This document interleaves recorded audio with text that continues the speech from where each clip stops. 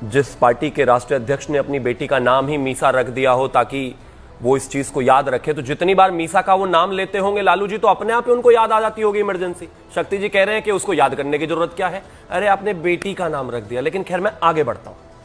50 साल जो इमरजेंसी के हुए, आप देख लीजिए, 1,40,000 लोगों को जेल डाला, 1,20,00,000 लोगों की नसबंदी कर दी, ऑपोजिशन के सारे लीडर पंडित अटल बिहारी वाजपेयी जी से लेकर चंद्रशेखर जी से लेकर मुरली मनोहर जी से लेकर सबको जेल में डाल दिया।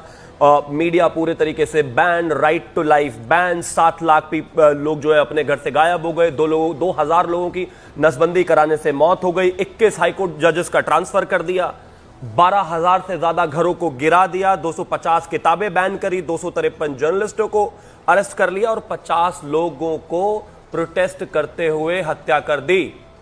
तुर्कमान गेट पर जब लोग प्रोटेस्ट कर रहे थे तो ओपन फायर करी, 30 लोग वहीं के वहीं मर गए, उनको ट्रकों में भरा, उनको कहां फेंक दिया उनका कोई पता नहीं। जर्नलिस्टों ने कोई कवरेज नहीं करी क्योंकि करने नहीं दिया गया। ये कहते हैं याद क्यों करना चाहिए। मैं एक चीज कहना चाहता हूं, इंदिरा गांधी का सम्मान कहना चाहता हूं कि वो उस देश की पूर्व प्रधानमंत्री रही, उनका सम्मान करते हुए कहना चाहता हूं कि उन्होंने हत्याएं करवाई, वो संविधान के हत्यारिन थी, लोगों की भी हत्यारिन थी, और ये देश तो मानता ही है, देश के साथ साथ उनके अपने लोग भी मानते हैं।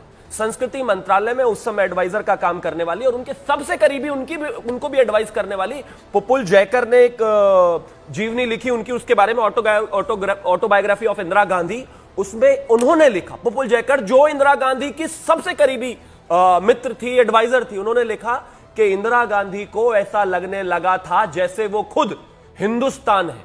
उनमें हार की इनसिक्योरिटी और जिस तरीके से इलाहाबाद का एक निर्णय आया था उसकी इनसिक्योरिटी इतनी ज्यादा बढ़ गई थी कि उन्होंने निर्णय लिया। अघोषित इमरजेंसी जो ये कहते हैं, मुझे लगता है इनको इमरजेंसी का सेंस ही नहीं हो रहा। मैं तो कहता हूं, रुबिका जी अ प्रिंसेस रिमेंबर्स में जयपुर की महारानी गायत्री देवी ने लिखा है कि इंदिरा गांधी उनके खूबसूरती और ग्लैमर से एक जलन रखती थी, जलन का भाव रखती थी, इसलिए उनको और उनके भाई भवानी सिंह को मुंबई अस्पताल से उठाकर गिरफ्तार करा लिया और उसके बाद उनसे इमरजेंसी के समर्थन में चिट्ठियां साइन करवाई, उनसे इमरजेंसी उनका राजनीतिक करियर खत्म कर दिया। और फिर इमरजेंसी में जा रहे हैं। मैं कह रही हूं इस वक्त अगर अघोषित इमरजेंसी होती और आप ऐसे खूबसूरत जो अभी लग रही है और प्रधानमंत्री इंदिरा जी होती और उनको पसंद नहीं आती तो आप जेल चली जाती अभी तक।